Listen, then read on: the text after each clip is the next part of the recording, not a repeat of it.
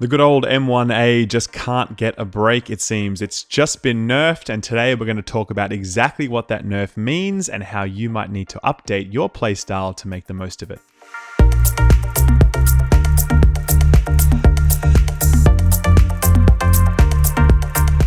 What's up guys, it's Skill Up here with another Division video. The developers have just announced that the M1A, the PvE DPS weapon of choice, has just copped a nerf. It is getting an adjustment to its maximum accuracy cap, which may sound like a bit of mumbo jumbo to you, so that's exactly why I'm putting out a video on it to clarify why this change was made and what it actually means for you. So let's take a step back to the very beginning and look at why the M1A is so strong. So there are really two types of marksman rifle, right? There's fast marksman rifles, which are the M1A and the SCARH variant, and then there are the bolt action or slower marksman rifles like the M44 and the SRS. So if we talk about the fast marksman rifles, the intent with those is that you have less per bullet damage, right?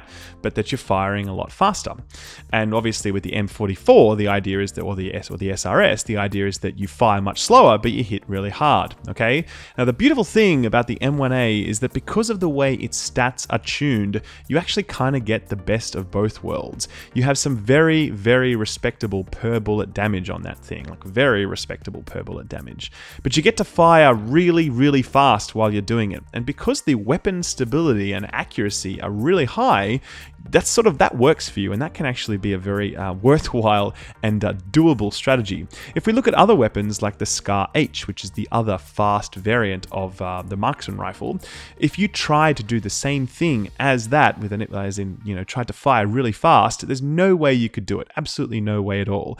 And even then, the per bullet damage on that thing is nowhere near what the M1A is able to achieve.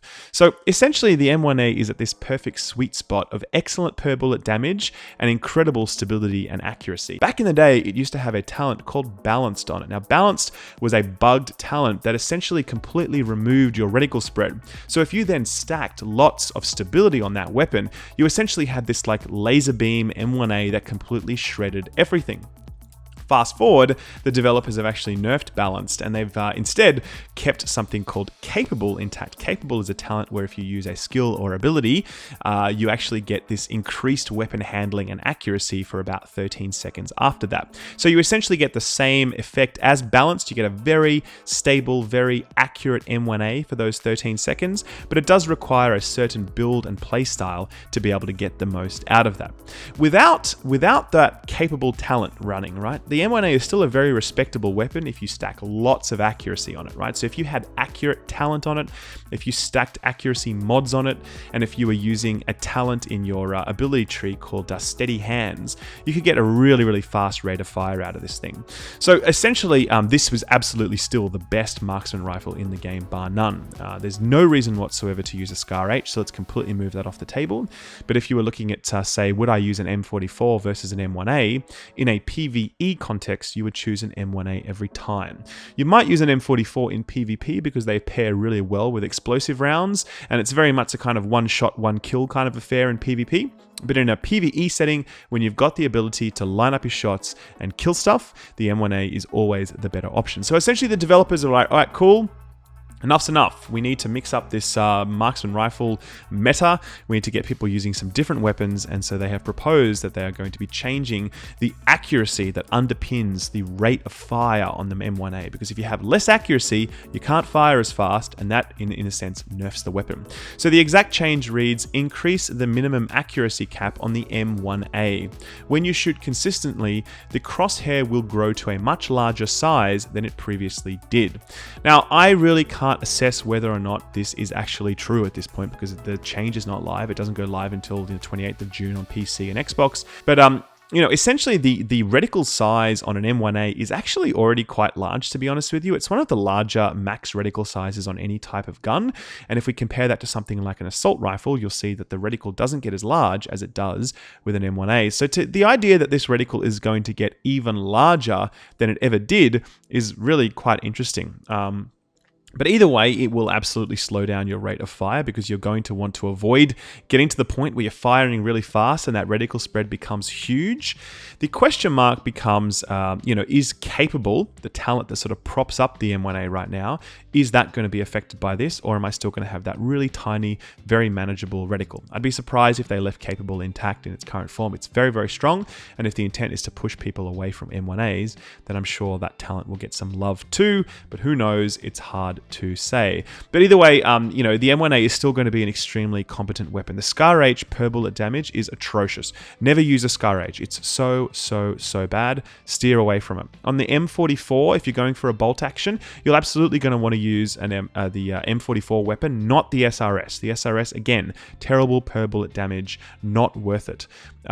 So when we're talking about choices between marksman rifles, it's the M1A or the M44. And again, it really brings us to the same choice that we had before, which was do we go down the path of a fast rate of fire that we can use in PvE because we can hit our targets consistently, or do we use the M44 for a slower rate of fire, perhaps combine it with explosive rounds to get some real power out of those shots, bring down our targets quickly. So the thing about this change is that it really doesn't change anything, to be honest with you. Well, what I mean is that it doesn't change our choices with regards to what we might go for. The solution to this, in terms of building diversity around or within the marksman rifle category, was actually to buff the SCARH type marksman rifle, because right now it's completely unusable.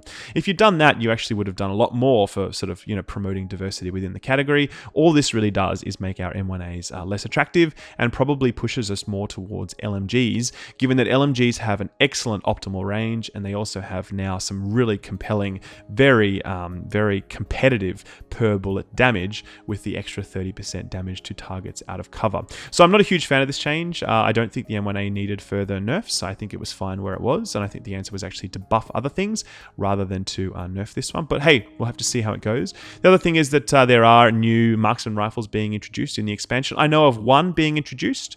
It's a bolt action marksman rifle, so it may be a competitor to the M44.